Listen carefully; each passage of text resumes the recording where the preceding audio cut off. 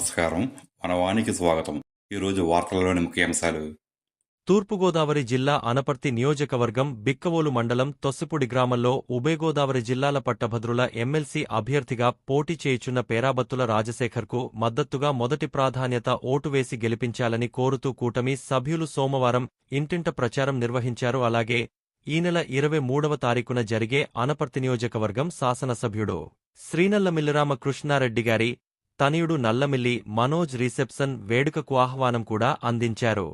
ఈ కార్యక్రమంలో బిక్కవోలు మండలం జనసేన పార్టీ అధ్యక్షుడు ఇందల వీరబాబు, తెలుగుదేశం పార్టీ నియోజకవర్గ బీసీ సెల్ కార్యదర్శి కర్రీ శ్రీను, జనసేన పార్టీ మండలుపాధ్యక్షుడు తేతలి వెంకటరెడ్డి, గ్రామ తెలుగుదేశం పార్టీ నాయకుడు గోవిందరెడ్డి, కూటమి నాయకులు కార్యకర్తలు పాల్గొన్నారు.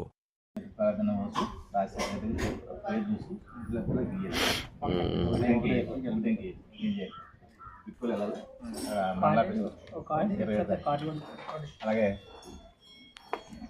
23వ తారీఖుని ఎమ్మెల్యే అభ్యర్థి మీ కుటుంబంలో అందరూ కూడా మీ ఆవిడ అందరూ కలిసి భోజనం కావాలి, రిజర్వేషన్ కావాలి. 23 సాయంత్రం